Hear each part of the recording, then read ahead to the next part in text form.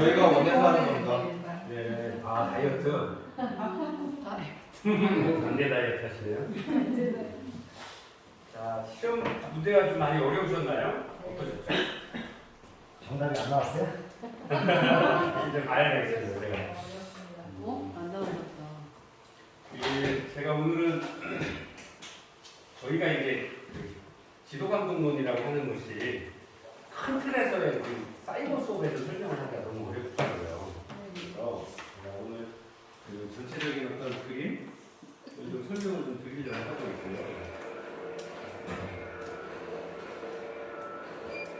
그 다음에 어쨌든 저는 공부할 때 지난 시간에 잠깐 말씀을 드렸습니다만 숲을 보기를 원하거든요. 왜냐면 제가 나무만 봐가지고는 원래 처음부터 사회복지학이라는 학문이 만들어질 때도 나무를 시작을 하는 게 아니었거든요. 다양한 그 학문 가지들을 모아서 사회복지라는 나무를 만들고 그 사회복지가 지금 실제 우리 사회에서는 미치지 않는 분야가 없죠. 왜냐하면 사람들의 생애 주기별로 필요한 요구되는 서비스가 다양하게 있고 그 서비스를 제공하기 위한 가장 기본적인 법률이나 제정된 규정들이 지금 이제 사회복지에서 다 이루어지고 있거든요. 그래서 크게 그런 어떤 그 인간과 인간의 욕구와 관련된 그래서 인간이 건강하게 성장해서 건강하게 생애를 마치는 그 우리 흔히 하는 이야기로 요람에서 무덤까지라고 이야기를 하고 있잖아요. 그래서 사회복지의 범위는 말 그대로 요람에서 무덤까지라고 생각을 하셔도 좋을 것 같습니다. 아마 이제 조금 더 범위가 넓어진다라는 그거보다 더 넓어지는 그런 의미가 있을 것 같아요.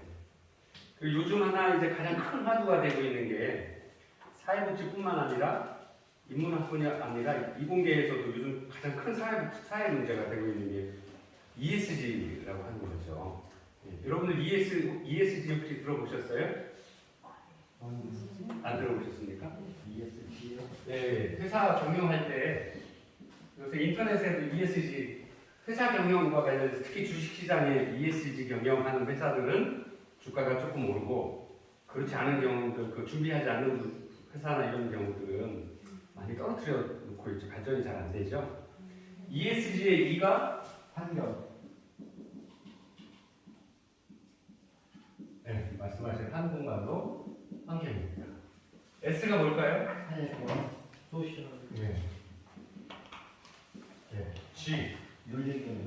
네, 적어놨습니다. 거버넌스. 네.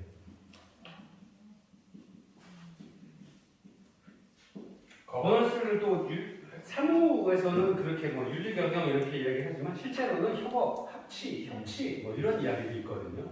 그래서 지금 이제 전 세계가 이제 옛날에 농업 시대에서 제가 말씀드리는 거는 지금 이제 사회복지와 연관지어서 생각을 해주셔도 좋을 것 같아요. 우리 사회복지 역사를 공부하셨을 때도 우리가 초기에 농경시대에서 지원했던 사회복지 서비스 대상자들에게 제공했던 서비스와 지금 현대의 서비스가 많이 바뀌었죠. 그리고 또 바뀔 거라고 그래요. 어떻게? ESG 환경하에서 바뀌어야 된다는 이야기를 하고 있습니다. 기업의 경영도 이전에는 계속 사기업이 기업을 하는 사람들의 가장 큰 목적이 자유주의 시장에서도 경영에 돈을 많이 버는 거 이게 목적이었잖아요. 근데 그 후에 점점 그 개발이 되면서 기업들이 잘못하는 부분들도 많이 있잖아요. 예를 들어서 물건을 만들기 위해서 뭐 독성 물질을 뭐 배출하는 폐수를 배출한다든가 그걸 강에다 배출해서 식물들이 막 죽어나가는 그런 어떤 화학 공장에 그런 사건들이 많았죠. 그래서 기업들이 자연보호에 대해 있어야 된다. 그리고 자연보호를 하는 게 인간을 보호하는 거다. 그리고 그런 것들을 만드는 것 자체가 잘못된 거다. 설령 만들 수 있어도 그런 것들은 사회에 득이 되지 않기 때문에 하면 안 된다. 그래서 부당한 경영 아니 부당한 기업이라는 손가락질을 당하게 되고 경제시장에서 퇴출되게 되겠죠. 그 다음에 지금 요즘에 이야기되고 있는 게 이 ESG 가장 큰 화두가 되고 있죠. 근데 잘 생각해 보시면 저희 사회복지가 앞으로 나아가야 될 방향하고 똑같아요. 여러분들이 제가 왜 감독론에 이 ESG 생소한 이야기를 갖고 왔냐면 여러분들이 이제 전문 그 학사 과정을 공부를 열심히 하셔서 이제 올해 다 마치실 거고요. 이제 곧 현장 실습을 앞에 두고 계신데 공부하시고 현장 실습을 한다라는 건 기존에 해왔던 사업 영역 부분들, 기존에 해왔던 사회복지 분야에서의 서비스들을 실제 이론적으로 공부하셨던 것들을 현장에서 어떻게 적용하고 클라이언트들에게 어떻게 서비스를 제공해 주냐 하는 그 스킬을 배우시는 거잖아요. 학교에서 이론을 공부하셨다 그러면 이제 현장에 가셔서 현장 기술, 우리가 흔히 이야기하는 스킬을 어떻게 전달해 줄 건가 하는 방법론을 공부를 하시게 될 거거든요. 네, 맛을 보시는 거죠, 조금. 근데 저는 하나 더 추가하고 싶어요. 왜냐면 앞으로 미래를 어떻게 서비스를 전달할 건데 고민을 해보시는 기회가 되었으면 좋겠어요.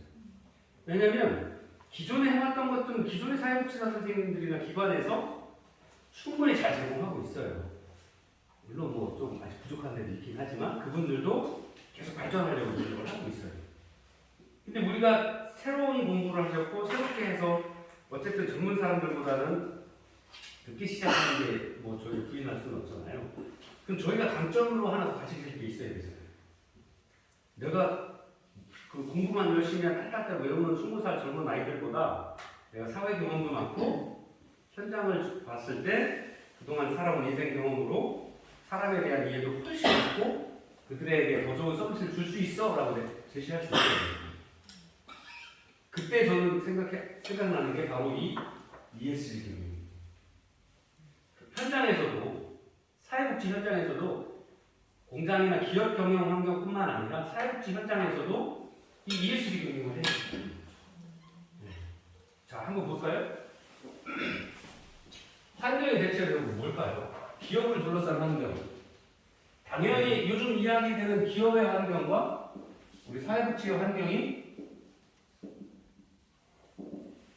보는 관점에 따라 차이는 있을 겁니다.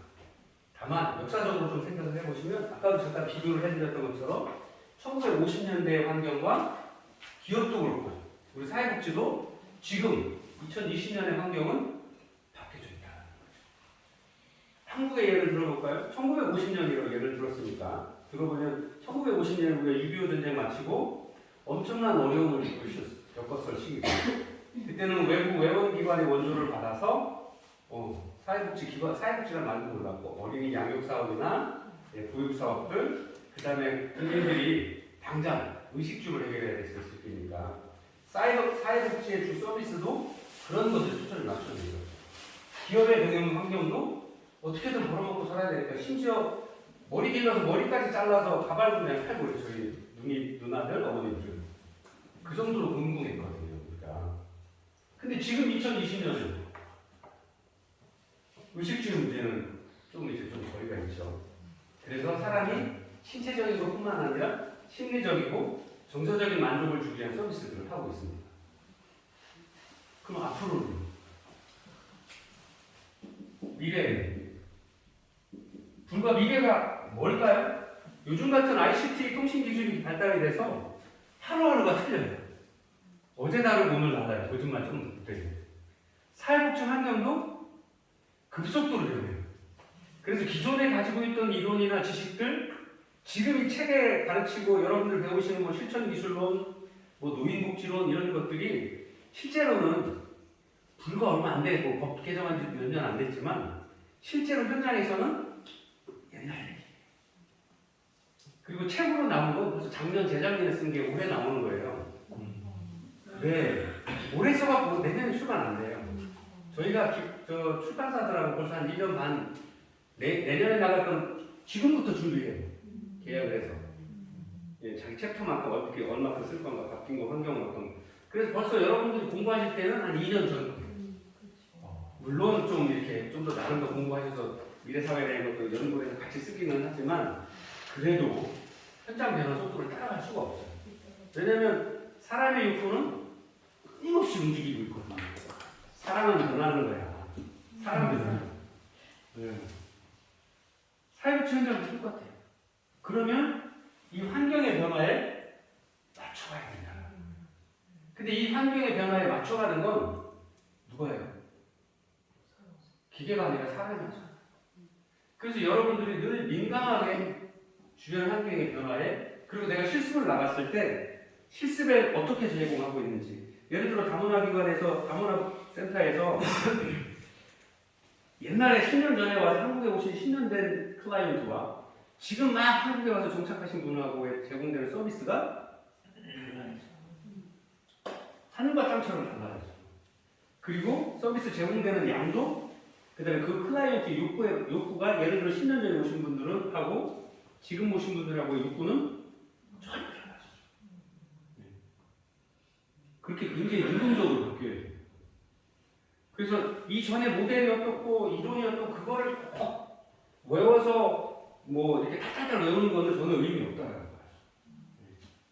아 그런 게 있구나. 사람의 마음이 이렇게 바뀌는구나. 사랑을 하면 미소 지어지고 눈 웃게 되고 환한 모습을 띠는구나. 화나면 눈 올라가고 입 다물어지고. 아 그렇군. 그렇게 그런 것들을 기본적으로 이해하시면 딱 보고 아 저분이 화나셨구나. 아니면 지금 기분이 좀 안 좋은 상황이시네. 말씀은 안 하시지만 바디랭귀지를 봤을 때 처음 만났을 때 인상이나 이런 걸 봤을 때 오늘 굉장히 불쾌한 일이 있었나 보다. 아니면 마음에 불안함이 있나 보다 하는 그 정도 이해하면 되는 거예요. 가장 사람의 기본에 충실하시만 하면 돼요. 그 후의 변화에 대한 것들은 환경의 문제를 또는 상황에 그 사람이 처해진 상황을 이해주셔야 돼요. 그래서 고정되어 있으시면 안 돼요. 여러분들이 실천 현장에서 어떤 현장에 가실지 모르죠. 아동 현장. 우리가 사회복지를 흔히 노란에서 무덤까지 또는 생애주기별이라고 이야기를 하잖아요. 태어나서 죽을 때까지. 제가 영유아반에 가서 뭐 실습을 할지 아니면 학령기 청소년한테 갈지 성인들을 갈지 장애인을 갈지 노인을 갈지 모르잖아요. 그만큼 다양한 환경이고 그만큼 다양하게 변화하고 있어요. 그러면 거기 가서 실습을 할 때 기존에 해왔던 것들 내가 공부했던 건 이런 거고 현장에 와서 보니까 이렇게 하시던데 만약에 내가 기관장이라 그러면 어떻게 해볼까 하는 것들을 고민을 해보실 필요가 있는 거죠. 그래야 늦게 시작하셨지만 가장 앞에 나설 수 있어요. 나의 몸값을 높일 수 있어요. 또 두 번째가 비슷한 이야기입니다만 같은 노예에 중복되지만 사회의 변화에 같이 고민을 해야 된다는 거예요. 사회복지사로서 기업뿐만 아니라 사회복지사도 이런 사회 환경의 변화에 민감하게 반응하실 수 있어요. 지역사회 변화, 더구나 이제 대한민국 사회 가장 큰 변화, 우리 흔히 이야기하는 저출산 고령, 노인 인구가 급속하게 늘어나서 2025년이면 20%가 넘는다라고 이야기를 하고 있잖아요. 그럼 우리 흔히 하는 대로 7%면 미영 선생님 무슨 사회라고 그러죠? 노인 인구가 전체 인구의 77% 이상이면 고령화 사회죠. 14%가 되면 고령 사회죠. 고령화가 되는 진행 중이다 해서 고령화 사회. 13%면 고령 사회. 노인분들이 많이 계시다. 고령 사회. 20%가 넘어가면 초고령 사회라고 이야기를 해요. 가까운 일부는 오래전에 지났죠.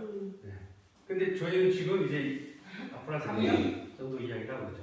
근데 우리나라의 가장 큰 문제는 예를 들어서 고령화 사회의 속도가 빨랐다는 일본도 초고령화 사회가 되는데 약간 60년에서 50년에서 70년이 걸렸다라는 거예요. 대한민국은 뭐든지 우리나라는 꼴찌 하는 거 싫어하죠. 어정쩡하게 안 하죠. 하면 1등 하지 안 하면 안 하죠. 30년 안쪽에 걸렸어요. 연구자에 따라서 40년, 50년 이야기를 하고 계시지만 실제로는 한 30년에서 40년 사이에 초고령화 사회가 되는 거예요.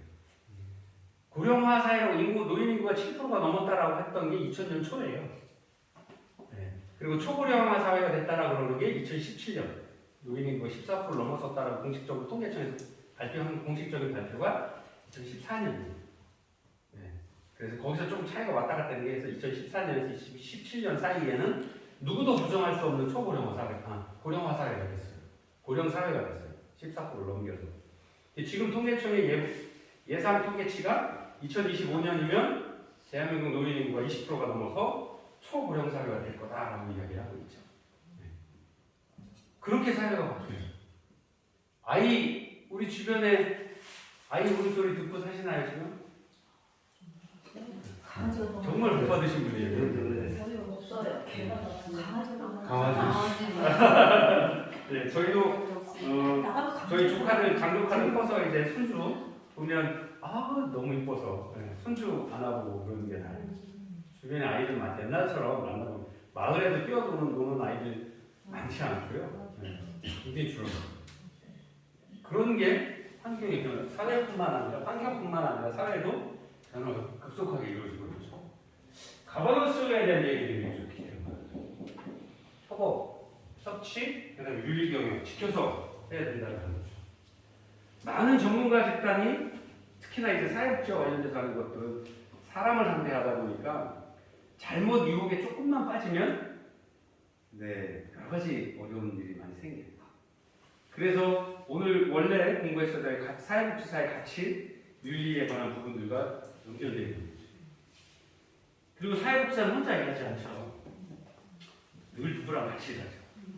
가장 가끔 혼자 일하는 사회복지사라고 상담사들이 되게 혼자 하는 1인 상담실 운영하시는 분들이 많거든요. 그래도 그분이 혼자 일하지 않아요. 왜? 뭔가 상대가 있어요. 고객이 있어야지. 클라이언트가 있어야지. 그래서 저는 개인적으로 1인 상담실 좋아하지 않아요. 그 사람이 문제가 생기면 누구도 고쳐줄 수 없어요. 그래서 되도록이면 상담을 받을 때 아무리 유명하다고 하도 1인 상담실 운영하시는 분은 죄송합니다만 조금 한 번 더 생각해 보셨으면 좋겠어요. 그분이 잘못된 생각을 가지고 있거나 실수를 한다라고 했을 때 그걸 누가 슈퍼비전을 주거나 사례 관리를 해줄 수 있는 사람이 없어요. 사례 관리를 해줄 수 있는 사람. 물론 뭐 상급기관에서 관리 감독을 한다라고 하지만 그런 부분들이 원활하지 않거든요. 그래서 원래 이제 그 사례 관리 그다음에 슈퍼비전 지도 감독을 하고 하는 것들이 여러분들이 이제 현장에 실습 현장에 가셔서 뭐 이렇게 지난번에 잠깐 예를 들어서 전화 받을 때 이야기도 그렇게 말씀을 드렸지만 여러 가지 현장에서 오래 일하셨던 분들이 경험을 가지고 슈퍼비전 지도 감독을 해주는 거죠. 왜? 그동안에 쌓였던 오랜 경험들을 빨리 알려주는 건 그 사람이 조금 더 성장할 수 있도록 해주잖아요. 예를 들어 제가 10년 동안 일해서 가지고 있는 경험들을 현장에서 실습 오신 분한테 아니면 초보 사회복지사 선생님한테 알려줌으로써 그분의 5년을 당겨드릴 수 있잖아요. 예를 들어 앞으로 1, 2년 후면 저와 비슷한 경력을 가진 경력은 10년이 안 되겠지만 업무 능력은 저랑 비슷한 능력을 가진 분으로 키워낼 수 있잖아요. 그게 이제 지도감독 슈퍼비전 힘이죠. 그리고 정말 좋은 슈퍼바이저를 만나야 되거든요. 개인의 사심이 없이 흔쾌하게 같이 클라이언트의 어떤 아니면 예비 사회복지사 선생님이나 초보 사회복지사 선생님의 어떤 실수나 잘못들을 너그러이 이해해주고 그것을 탓하고 혼내는 게 아니라 가르쳐주고 지도행으로써 좀 더 높은 단계로 올라갈 수 있도록 끌어내줄 수 있는 것. 그게 영어가 이야기하는 슈퍼비전이에요. 비전이 보는 거잖아요. 슈퍼는 뭐예요? 우리가 이야기하는 초 울트라 캡숑 본다는 소리잖아요. 더 높은 곳을 가야죠. 그 사람의 현재가 아니라 그 다음 미래가 어떻게 돼요. 그래서 제가 그 여러 가지 의원으로 활동하며 인사위원으로 활동하면서 공공기관에 아니면 면접관으로 가면 꼭 여쭤봐요. 사회복지사들이 그러실 때. 앞으로 3년 후에 뭐가 돼 있으실 거예요? 3년 후에 당신은 미래가 우리 기관에서 일했을 때 앞으로 3년 후에 당신은 뭐가 돼 있을 거예요? 당신이 가진 꿈이 뭐냐? 우리 기관 함께 3년 일한 후에 당신은 어떤 사람이 되고 싶냐고 여쭤봐요.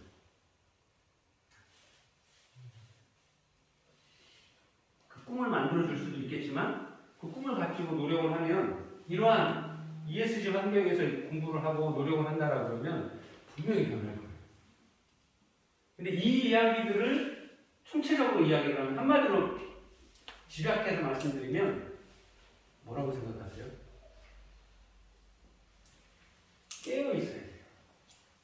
변화를 두려워하지 않아야 돼요. 늘 관심 갖고 있어야 돼요. 내가 하는 일에 그리고 내가 관심 있는 일에 그래서 더 잘할 수 있도록 그리고 그 더 잘한다는 게 뭐예요? 나를 찾아온 클라이언트 아니면 우리 기관을 찾아온 클라이언트들에게 꼭 필요한 서비스를 전달해 주는 거예요. 그게 제일 중요한 거죠.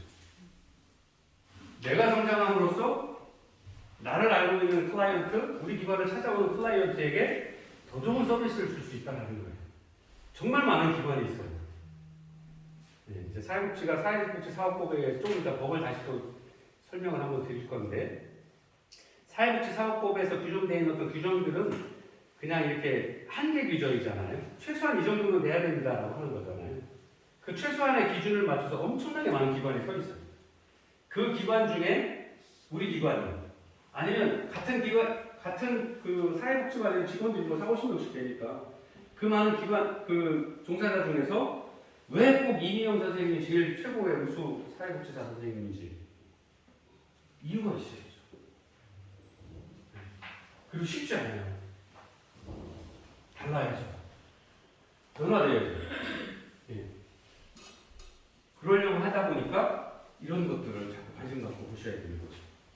그리고 이런 어떤 사회 변화의 흐름이 ESG 환경으로 변한다라고 하는 이 흐름들이 사회복지 기관에 가장 강력하게 그 센터장님이나 리더들이 가장 크게 관심 가져야 될 부분의 하나예요. 쉽게 예를 들어볼까요? 이전에는 물건을 만들어서 팔면 끝이었어요. 현금이 들어오면 아싸 주머니 두둑해졌네. 네. 근데 시간이 조금 흐르고 우리 물건 때문에 예를 들어서 뭐 부탄가스는 아니면 필요한 비료를 만들었는데 이게 바닷물에 풀리거나 민물에 풀리면 여러 가지 생명체들한테 위험을 주잖아요. 그럼 그때는 또 기관 사회에서 요구하죠. 지금 만들고 있는 그 물건이 잘못되어 있으니까 독성을 빼라. 그래서 새로운 연구를 통해서 같은 효과, 좀 더 좋은 효과를 내지만 독성이 빠진 걸 만들어내라고 사회에서 요구하는 거예요. 기업에서 먼저 개발한 경우도 많이 있지만 실제로 이 인류의 역사상 기업가들이 자발적으로 먼저 나서서 우리 회사의 제품에 독성이 있습니다. 그래서 독성 뺄게요. 앞으로 사지 마세요. 1년 동안. 그러면 제가 독성 빼서 신제품으로 다 도와드릴게요. 한 적은 한 번도 없어요. 사회 환경의 변화에서 사람들이 그렇게 하면 안 된다라는 더 많은 목소리를 내고 함께 힘을 모아서 소비자들이 그 회사 제품을 안 팔아서 안 사줘서 회사가 문 닫을 것 같으니까 한 거예요. 사회복지 현장은 우리 현장이라고 달랐을까요? 대한민국에는 많은 사건도 있었죠. 가장 크게 이야기하는 게 부산복지원. 여러분들 그 영화에도 나왔죠. 그 장애에 있는 아이들 누구죠? 고수인가 그분이 고수 만나려니. 공유. 저는 그 사람이 저보다 잘생긴 사람들 별로 관심이 없거든요. 그거 나와서 그 영화에도 나왔잖아요. 사회복지 현장들이 우리나라 현장들이 50년대, 60년대를 넘어오면서 정말 참 안타까운 일이 많았죠. 저희 나라 현장도 그게 저희 나라뿐만 아니라 다 그랬어요. 역사적으로 보면 우리가 모르고 관심이 없는 것뿐이지. 지금 앞으로는 그래 물건만 팔아서 주머니 돈만 벌면 돼 뭐 이러면 될까요? 저희 사회복지 현장에서도 찾아온 클라이언트 그냥 서비스 법에 정해져 있는 서비스만 줄 거야. 그리고 우린 법에 정해진 대로 다 했어. 그럼 우리 만족. 우리 베스트를 한 거야 라고 할 수 있어요? 나한테 못 오는 클라이언트도 있어요. 장애가 있어서 난 돈이 없어서 버스 타고 기관에 찾아갈 힘이 없어요. 돈도 없고 힘도 없어요. 지금 우리나라 장애인 단체들 막 엄청난 시위를 하고 계시죠. 나오시기까지 얼마나 고민이 많았을까요? 요즘 같은 현대 우리나라 최고의 사회복지 서비스가 있다는 우리나라 같은 데에서 장애인분들이 얼마나 불편하고 울분이 있으면 그걸 해소하고자 나오셨겠어요. 아직도 우리 사회복지 현장이 클라이언트들에게 제대로 된 서비스를 아직은 제공하는 데 좀 부족함이 있다고 보여지는 거죠. 특히나 이제 발달장애나 지체장애 쪽이 더 특히나 더 심하죠. 그래서 그런 어떤 거꾸로 보면 저는 이게 그 위기가 변화의 어떤 새로운 기회다라고 봐요. 모멘텀이 될 거라고 봐요. 왜냐하면 그런 분들의 목소리들이 이제 듣고 우리 장애인 사회복지 분야에서 장애인 관련된 어떤 그 기관에 많은 종사하시는 분들이 새로운 시각, 새로운 방향 나가야 되고 그뿐만 아니라 정치하시는 분들도 목소리 기울여줘야 되고 옛날에는 그냥 우리 기관에서 법에서 주는 서비스 제공해주고 보조금 받은 만큼의 일만 했으면 됐어요. 이제 찾아가는 서비스, 아웃리치 서비스라고 찾아가는 서비스도 하죠. 여러분들 흔히 보실 수 있는 종합복지관에서 선생님들이 가정마다 찾아가죠. 그리고 노인분만 계시면 노인복지관이나 다양한 기관들을 통해서 동작감지 센서를 달아줘요, 집에. 그래서 어르신이 노인 요양보호사 선생님들이나 이런 분들이 어른이 예를 들어서 안 움직이고 뭐 2시간 이상 계속 같은 자세로 있다. 그럼 센서가 감지해서 알려줘요. 어르신이 좀 이상이 있으신 것 같아 찾아가 봤으면 좋겠어요. 알려줘요. 점점 바뀌죠. 앞으로 더 바뀌면 우리가 ESG 환경을 우리 사회복지 현장에서 감안해서 한다라고 그러면 조금 더 나가요. 선제적으로 나가요. 그 사람들이 독성물질이 있어서 그거 만들면 안 되라고 얘기하기, 소비자가 그거 안 살 거야, 그래 니네 회사 망하게 할 거야 하기 전에 우리 사회복지 기관이 클라이언트들이 찾아오면 우리 사회 변화에 맞는 어떤 사회복지 욕구의 흐름들이 어떻게 정해지는지 알고 그거에 대한 사회복지 서비스들을 먼저 요구하고 먼저 준비하고 있어야 돼요. 예를 들어서 요즘 뭐 이제 ICT 통신기술 가다가 게임 하루 종일 하는 날 일상의 폐허가 됐죠. 혼자만의 상상이 들어가는 거지. 정상적인 사회생활이 좀 많이 어려울 것 같아요. 그런 분들, 뭐 약물에 관한 분들, 또 찾아가는 것뿐만 아니라 일상에서 만나는 많은 사람들이 누구나 문제들을 갖고 있잖아요. 또 요즘 오은영 박사 엄청난 히트를 치고 있잖아요. 네. TV 안 나오는 데가 없으시잖아요. 여러분과 똑같은 사회복지사 선생님. 다만 분야가 정치관이 아니죠. 그러나 그것들을 보면 우리가 사회복지에서 일하는 시청 기술을 그대로 사용하고 계세요. 제가 보기엔 현장 실습 정말 좋은 현장 실습의 케이스예요. 잘 보시면. 근데 과연 그분이 빠졌을 때 우리는 어떻게 하느냐를 고민을 해보셔야 돼요. 그분 임상 경험도 많고 그 임상 경험이라는 게 여러분처럼 현장 실습의 경험이 많고 클라이언트를 대한 경험이 많다 보니까 어떤 케이스에서는 어떤 방식으로 아이는 어떤 방식, 어른은 어떤 방식, 화가 나는 어른은 어떤 방식 이런 거에 대한 경험들이 많으신 거죠. 그리고 늘 연구하고 깨어 있어서 그런 부분들에 대한 어떤 공부들을 계속 클라이언트 중심으로 해오고 계시는 거죠. 여러분들도 이런 아이들을 가지셔야 돼요. 이게 꼭 사회복지뿐만 아니라 여러분들 직장에서도. 우리 직원들이 예를 들어서 나 때문에 스트레스를 많이 받는 것 같아. 왜 내가 못생겨서 그런가? 아니면 내가 상관으로서 아니면 동료로서 일을 잘 못해주나? 호흡을 못해주나? 지원을 못해주나? 고민해보실 필요가 있죠. 앞으로 그럼 내가 어떻게 환경을 어떻게 바꿔주고 너와 나의 사회관계를 어떻게 변화시켜주고 어떻게 협업해 나갈 건지 고민해보실 필요가 있죠. 그래서 한 발 앞서서 선제적으로 먼저 손을 내밀어 줄 필요도 있어요. 우리가 그동안은 이런 게 없었던 게 아니잖아요. 직장 내에도 고충처리위원회 있고 노사위원회 있고 다 있잖아요. 그래도 왜 안 됐을까요? 제대로 작동될 수가 없는 어떤 환경적인 문제, 사회적인 문제가 있다라는 거잖아요. 감춰져 있다라는 거잖아요. 그런 것들을 과감히 톡을 없애주셔야죠. 그런 의미에서 잠깐 졸리니까 제가 여러분들하고 한번 해보려고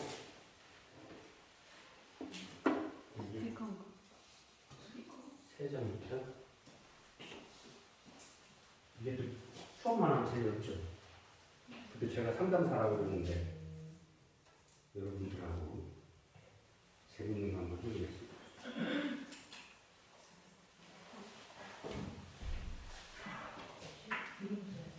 아니요, 제가 숙제 드릴게요. 어려운 거 어려운 거. 어려운 거예요? 아무것도 아닌데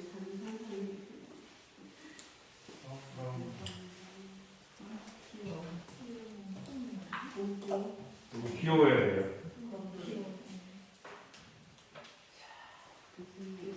자, 호흡, 심호흡 크게 3번. 어려운 문제 나오니까 잘해야 되니까 호흡, 심호흡 3번. 하고 마음의 표정을 좀 찾으시고요. 자, 첫 번째 3장씩 드렸죠? 네. 첫 번째 장에는 내가 생각하는 이 세상에서 가장 소중한 것. 첫 번째.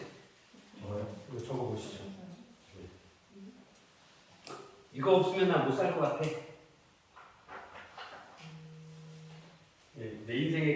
중요한 건 이거야.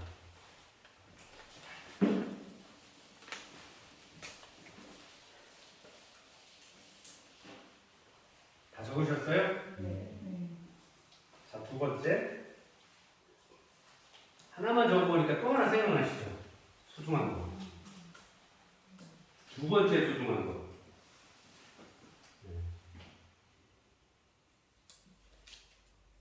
혹시 신랑 적고 뭐 이런 거 아니시죠?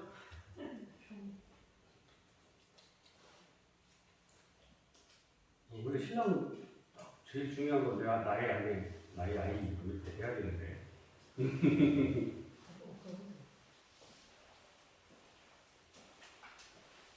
자, 세 번째요. 이건 없어도 되지만 그래도 내가 살면 좋을 것 같아. 나한테 필요해 하는 세 번째 거. 없어도 되지.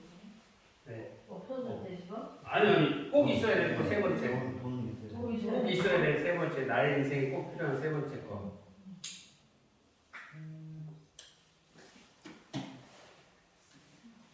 너무 어렵죠? 좋은 게 너무 많아. 다 적으셨습니까? 네. 아니요. 세 번째 생각이 안 나. 편한 대로 하시면 됩니다. 생각 안 나면 뭐 네, 없을 수도 있겠죠. 두 가지만 있으면 사시는 거죠.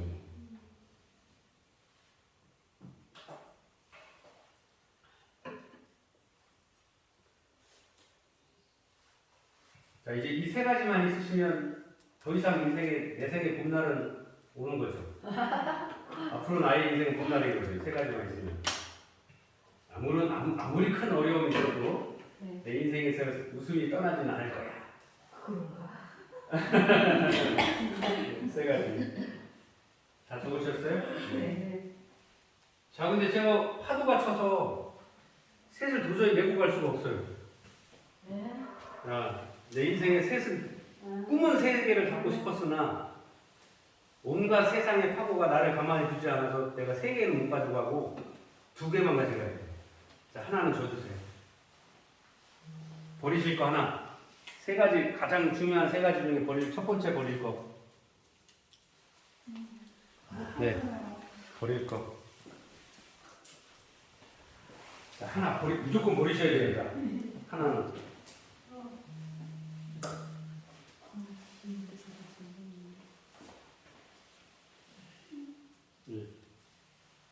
자, 버릴 거. 이제 안 버리시면 신고해요. 네, 버려야 돼요. 줬다 뺏는 것 같은데요? 자, 여러분 이제 그럼 이 두 가지만 있으면 안 버려. 네? 안 버리셨어요? 네. 버릴 수가 없어. 그러니까요. 이 소중한 것들을 어떻게 버려요? 자, 나머지는 두 가지만 있으면 이제 행복하시겠죠? 아니요. 근데 제가 워낙 못된 놈이라 하나도 더 버리셔야 돼요. 어? 하나만 남기고 내 인생에 가장 소중한 거 하나 남기고 버립니다. 둘 중에 뭐 선택하실지 결정하시고. 조금. 아, 고민되네. 네. 버리셔야 돼요. 뭐가 마지막 남은 하나. 난 기영 씨가 얼마나 궁금하네.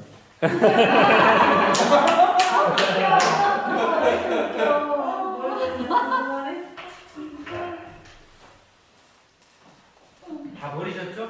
네. 지금 가지고 계신 이렇게 들어보실래요? 이것만 있으면 행복하신 거죠.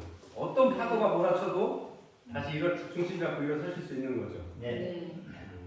우리 이미영 선생님 뭐 남기셨어요? 가족. 아, 첫 번째 버린 건 뭐예요? 돈. 두 번째 친구. 그리고 가족은 꼭 있어야 된다. 버리면서 마음이 어떠셨어요? 아프셨어요? 그냥 아프기만 한가요? 안타깝고 아프고 다 됐어야 되는 건데 네. 왜 자꾸 버리라고 그러지? 그동안 사시면서 갖고 싶은 거 다 가지셨나요? 아니죠. 아니죠. 갖고 싶은 걸 거의 못 가졌죠. 네.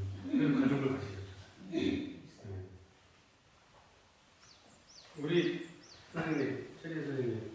가족들이 지금 가지고 남은 게 내 손에 남은 게 가족이에요. 네, 뭐 첫 번째 버린 게 뭐예요? 나의 계획. 나의 미래 꿈. 네, 꿈. 두 번째는 저는 나의 건강하는 거. 네? 건강하는 거. 건강, 나의 건강. 지금 남은 거는 가족들 가족. 가족만 있으면 건강할 수 있어요. 너무 멋지세요. 버릴 때 마음이 어땠어요? 나의 꿈을 버리고 나의 건강을 버렸는데 그건 아까워요. 아까워요? 그래도 가족 없으면 이렇게는 살 수 없어요. 네. 네. 저보다 훌륭하신 분들이 계세요. 한 분만 더 여쭤볼까요? 우리 저 맨 뒤에 선생님. 네. 첫 번째, 지금 마지막 수까지 가지고 계신 게 뭐죠? 신뢰요, 믿음. 신뢰. 네. 박수 한번. 박수 치는 게 다른 분과 달라서. 첫 번째 버리신 게 혹시? 네? 첫 번째로 버리신 게 뭐죠? 돈이요. 돈? 네. 다들 돈 벌었어요? 돈에 대해서 관심이 추월하셨네요. 두 번째는요? 사람을 버렸어. 사람? 사람. 사람. 네. 네. 버리실 때 마음이 어떠세요? 돈을 버리고 사람을 버렸는데 이 세 가지가 다 중요하죠. 네. 우리가 사회복지 현장에서 이 클라이언트를 만나고 일하시면서 정말 필요한 거다라는 뭘까요? 세 가지가. 아니 여러 선생님 생각 지금과 성격이 같지 않을까요? 크게 달라질까요? 여러분 말씀하신 것처럼 뭐 경제적인 문제도 있을 거고 사람과의 관계도 있을 거고 마지막 하나 갖고 있죠. 근데 죄송합니다만 생각해 보세요. 그 마지막 하나도 사람과 연관되어 있을 거예요.